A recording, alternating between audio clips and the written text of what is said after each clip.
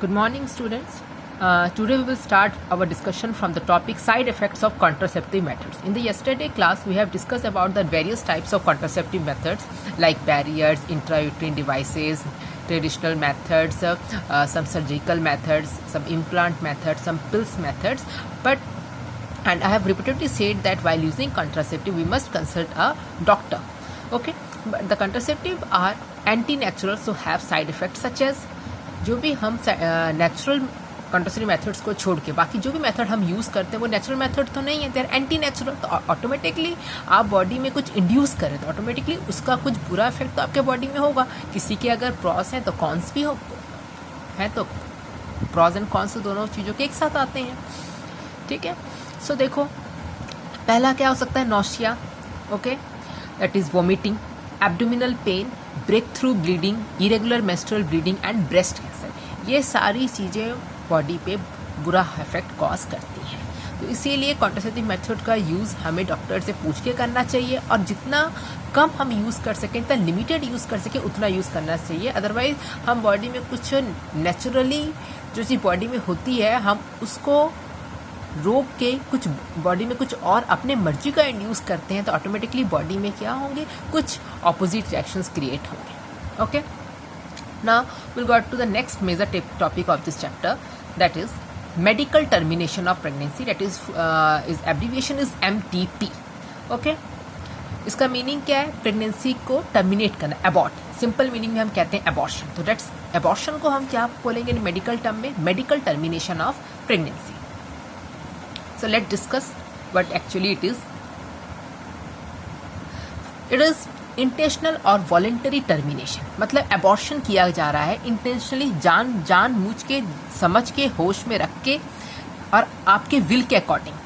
Termination of pregnancy before full term मतलब before completion of the gestation period of about 9 months is called MTP और induced abortion. ठीक है, okay, तो intentional और voluntary termination of pregnancy before full term, before the full development of the foetus until 9 months, उससे पहले foetus को destroy करना, abort करना, उसको हम क्या बोलेंगे, medical termination of pregnancy. Nearly 45 to 50 million MTPs are performed in a year all over the world, which accounts to 1/5 of the total number of conceived pregnancies in a year. World में जितनी total pregnancies आती हैं, ठीक है, उनमें से 1/5 total pregnancies हर साल abort हो जाती है।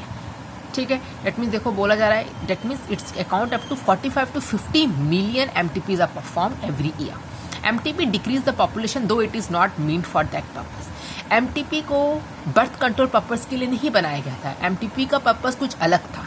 ठीक है, अब हम सीखते हैं कि MTP का रियल पर्पज क्या था। ठीक है, एबॉर्शन होने से पॉपुलेशन कंट्रोल होती है, बर्थ कंट्रोल होता है, लेकिन इसका रियल मोटिव बर्थ कंट्रोल नहीं था। लेट्स सी, तो इसका रियल मोटिव क्या था। Because of emotional, ethical, religious and social issues many countries have not legalised MTP। ठीक है, MTP का मतलब क्या, हम एक फीटस को बिफोर बॉर्न ही हम उसको क्या कर दे रहे हैं, ख़त्म कर दे रहे हैं, एक न्यू लाइफ को ख़त्म कर दे रहे हैं। तो बहुत सारे emotional, ethical, religious, social issues थे कि एक लाइफ को, जब एक लाइफ को बनाने की हिम्मत हम में नहीं है तो उसको मारने की हिम्मत भी हमें कैसी होनी चाहिए। तो इसलिए बहुत सारे रिलीजियस, इमोशनल कंट्रोवर्सीज अराइज हुए, तो बहुत सारे कंट्रीज ने इसे लीगलाइज नहीं किया। लेकिन government of India legalise MTP in 1971 with some strict condition to avoid its misuse. कुछ स्ट्रिक्ट कंडीशंस के साथ हमारे इंडिया में इस MTP को लीगलाइज किया गया। Such restrictions are to check indiscriminate and illegal female foeticides. Obviously आप समझ रहे हो मेरा ध्यान क्या मैं बोलना चाहती थी। अब इस MTP का यूज होने लगा फीमेल फीटिसाइड्स के लिए, इसीलिए बहुत सारे कंट्रीज ने इसको लीगलाइज नहीं किया और ऑटोमेटिकली आप किसी भी न्यू बॉर्न को मारने का आपके पास कोई भी राइट नहीं होता। ठीक है, तो इसलिए इंडिया में जब इसे लीगलाइज किया गया तो कुछ रेस्ट्रिक्शंस के साथ लीगलाइज किया गया ताकि इलीगल फीमेल फीटिसाइड्स ना हो, which are reported to be high in India. ठीक है, अब हम सीखते हैं इसका MTP का रियल इंपॉर्टेंस क्या था। To avoid unwanted pregnancy due to casual intercourse, जैसे अनप्रोटेक्टेड इंटरकोर्स के कारण अगर अनवांटेड प्रेगनेंसी कंसीव हो गई है तो उसको अवॉइड करने के लिए, और failure of contraceptive use during the coitus और रेप्स। ठीक है, या रेप हुआ है किसी विक्टिम के साथ या क्वाइटस के ड्यूरिंग कॉन्ट्रासेप्टिव यूज किया गया था लेकिन कॉन्ट्रासेप्टिव पूरी तरह से फेल हो गया, मतलब contraceptive physical sperm and ovum की मीटिंग को प्रिवेंट नहीं कर पाया, तो कंसेप्शन हो गया। तो उस दौरान की अनवांटेड और अननेसेसरी प्रेगनेंसीज को टर्मिनेट करने के लिए एमटीपी को बनाया गया था। Essential in cases where continuation of the pregnancy could be harmful to the mother और टू द फीटस और बोथ। और दूसरा क्या था, अगर देखा जाए कि जो प्रेगनेंसी है अगर वो बेबी के लिए भी हार्म है और माँ के लिए भी हार्मफुल है, कि प्रेगनेंसी अगर कंटिन्यू रहेगी तो माँ के हेल्थ को भी हार्म है और फीटस के हेल्थ को भी हार्म है या दोनों के हेल्थ को हार्म है, तो उस स्टेज में क्या करते थे डॉक्टर, लीगलाइज करते थे कि एमटीपी कर दी जाएगी। MTPs are saved during the first trimester, that is up to 12 weeks, that means up to 3 months. Second trimester abortions are very risky. 3 months तक ही MTP की जा सकती है, उसके बाद बेबी का फुल ऑन डेवलपमेंट हो जाता है, जिसके कारण हम एबॉर्शन नहीं कर सकते। अगर हम एबॉर्शन करेंगे तो वो माँ के हेल्थ के लिए हार्मफुल होता है, इसलिए लिखा है after up to 12 weeks of pregnancy, up to 3 month. उसके बाद जब सेकेंड ट्राइमेस्टर शुरू होता है, that abortions are very risky. तो इसका एमटीपी का मेजर रोल क्या था, आप याद करेंगे, मेजर रोल था कि to avoid the unwanted and unnecessary pregnancy due to the casual intercourse और due to the unprotected intercourse और due to the failure of the contraceptive और ड्यूरिंग द रेप केसेस, और whenever it is found that pregnancy continuation is not healthy for the baby and the mother, then MTP की जाती थी। लेकिन इसको लोगों ने किस लिए यूज करने लगा, फीमेल फिटिसाइड के लिए इसको लोग यूज करने लगे, ठीक है। तो इसीलिए इसको बहुत ही सोच समझ के इसको लीगलाइज किया गया बहुत सारे रेस्ट्रिक्शंस एंड लॉस के साथ, ताकि कोई इस एमटीपी का मिसयूज ना कर सके। Then problems related with MTP, majority of the MTPs are perform illegally. Automatically मैं बता रही हूँ उसका इंडिकेशन क्या है, लोग फीमेल फिटिसाइड करते हैं।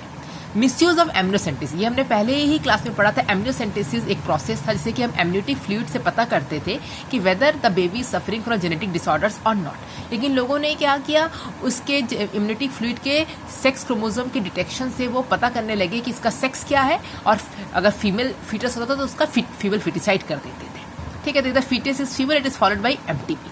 सच practices are dangerous for the young mother and foetus.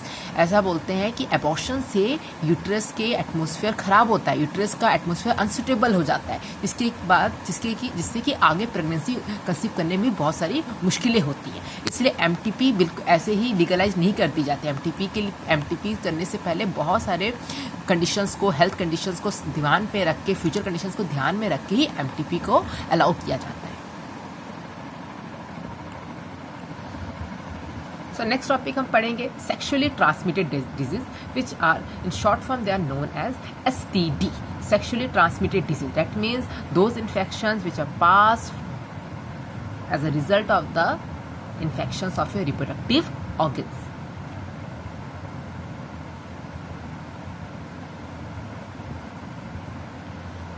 Let's see.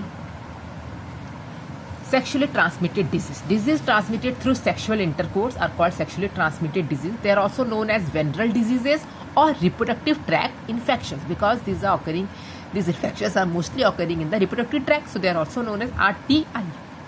For example, gonorrhea, syphilis, genital herpes, chlamydiasis, genital warts, trichomoniasis, hepatitis B, and HIV leading to AIDS. These are the common examples of sexually transmitted diseases which are passed through sexual intercourse with the infected person. This part should be kept in mind, with the infected person. Then see, hepatitis B and HIV are also transmitted by sharing of injection needles, surgical instruments, etc. बोला जा रहा है जो HIV hepatitis B होते हैं, ये mostly क्या होते हैं, इनके जो जर्म्स होते हैं वो बॉडी फ्लूइड्स में होते हैं। जैसे HIV के जो वायरस हैं, एड्स, वो बॉडी फ्लूइड्स में होते हैं, जैसे ब्लड में होते हैं, सीमेन में होते हैं, ठीक है। तो अगर if you have used injection needles of the infected persons, okay, or surgical instruments which are already been used for the infected persons, या by transfusion of the infected blood or from infected mother to the fetus, except hepatitis B, genital herpes and HIV, other diseases are completely curable if detected early and treated properly. तो बोला जा रहा है hepatitis B, genital herpes and HIV को छोड़ के बाकी सारे सेक्सुअली ट्रांसमिटेड डिजीजेज वो हम ट्रीट भी कर सकते हैं और क्यूरेबल भी हैं, लेकिन कब, if they are detected at a very early stage, ठीक है। तो आपको याद रखना है कि सेक्सुअल इंटरकोर्स के थ्रू ही नहीं, हमारे बॉडी क्योंकि ये बॉडी फ्लूइड्स में होते हैं, तो ब्लड, इन्फेक्टेड ब्लड के ट्रांसफ्यूजन के कारण भी from mother, infected mother to foetus से भी प्लेसेंटा के थ्रू ट्रांसफ़र हो सकते हैं, और by sharing of injecting needles, जैसे कि जो ड्रग एडिक्ट्स होते हैं वो सेम नीडल्स से drug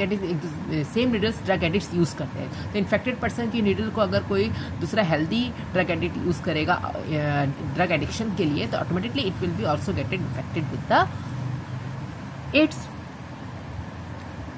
Then symptoms, early symptoms, itching, fluid discharge, slight pain, swelling, etc. in the genital region. आपका जो external genital region है, ठीक है, that is vagina and penis, ठीक है, इन पोर्शंस में क्या होगा, itching, fluid discharge, slight pain होगा, swellings, absence or less significant symptoms in the early stage of infection and the social stigma attached to the STD। अब आया कि जब early symptom देखने को मिलते हैं तब भी लोग बाहर डॉक्टर से कंसल्ट करने क्यों नहीं जाते। पहला तो है, चलो सिम्टम्स जो होते हैं जैसे कि एड्स के सिम्टम, वो एड्स जब एच आई वी वायरस आपकी बॉडी में जाता है तो आफ्टर 5 ईयर्स के बाद वो अपने सिम्टम शो करता है।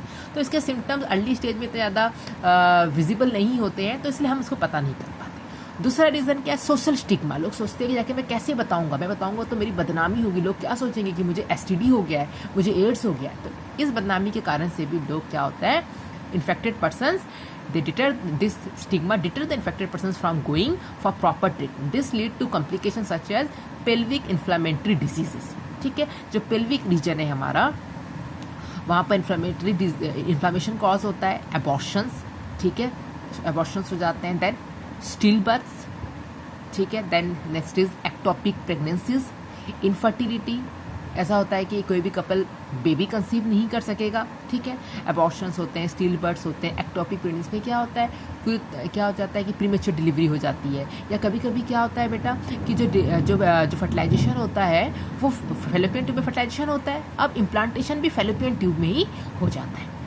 ठीक है। Infertility or even cancer of the reproductive tract. All persons are vulnerable to STD. There are high among the persons in the age group 15-24 years. Vulnerable मतलब कोई भी इसका शिकार हो सकता है, कोई भी, लेकिन कौन सा एज ग्रुप ज़्यादा शिकार हो सकता है, 15-24, क्योंकि ये वाला एज क्या होता है, क्यूरियोसिटी एज होता है, जानने की होड़ होती है कि ऐसा करने से क्या होगा, वैसा करने से क्या होगा, एक्साइटमेंट होता है, तो हम अपने प्रॉपर प्रिकॉशंस और प्रॉपर केयर नहीं ले पाते। Then prevention, avoid sex with unknown partners, multiple partners, and याद रखें infected partners. Always use condoms during coitus. Condoms use करने चाहिए, जिससे क्या होता है बेटा कि जो सीमेंस होते हैं वो फीमेल रिप्रोडक्टिव ट्रैक्ट, अगर सपोज करो if a male partner is infected, तो if during intercourse the semen will enter into the female reproductive tract, then it will also cause disease to the female. So if that infected person is using coitus, then the semen will not be enter into the female reproductive tract. So always use condoms. In case of doubt, go to a qualified doctor for early detection and get complete treatment if diagnosed with the disease. तो ये 3 चीज़ें हैं, avoid sex कीजिए multiple partners के साथ और infected partners के साथ, always using condoms during coitus, और कभी भी कोई डाउट होता है आपको जेनिटल पार्ट में कुछ भी प्रॉब्लम होती है, इन्फेक्शंस होती है, तो आपको डॉक्टर से बात करनी चाहिए। Okay, so in the next class we will discuss about the infertility. Infertility में मैंने क्या कहा, यहाँ पर कपल्स कंसीव नहीं करते।